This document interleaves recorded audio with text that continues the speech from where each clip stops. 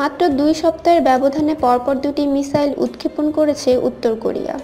উত্তর কোরিয়ার president Kim Jong উন জানিয়েছেন, তার দেশের এই মিসাইল পরীক্ষা নিখুঁতভাবে সফল হয়েছে।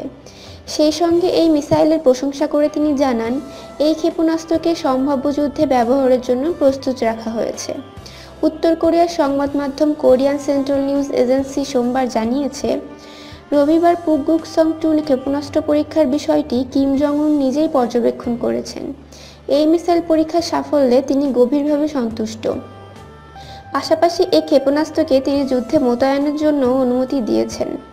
কেসিএনএ আরও জানিয়েছে, পুকগুকসং ক্ষেপণাস্ত্রের বিশ্বাসযোগ্যতা, নিখুঁতভাবে আঘাত হানার ক্ষমতা এবং লেট স্টেজ ওয়ারহেড গাইডেন্স সিস্টেমকে পূর্ণাঙ্গভাবে যাচাই করা হয়েছে। এই ক্ষেপণাস্ত্রে সলিড ফুয়েল ব্যবহার করা হয়েছে, যার ফলে তাৎক্ষণিকভাবে একে নিক্ষেপ করা সম্ভব হবে। গত ফেব্রুয়ারি মাসে পুকগুকসং ক্ষেপণাস্ত্রের প্রথম পরীক্ষা চালানো হয়। রবিবার চলেছে এর দ্বিতীয় দফা পরীক্ষা। উত্তর কোরিয়া সাধারণত ক্ষেপণাস্ত্র ব্যবস্থায় তরল জ্বালানি ব্যবহার করে থাকে।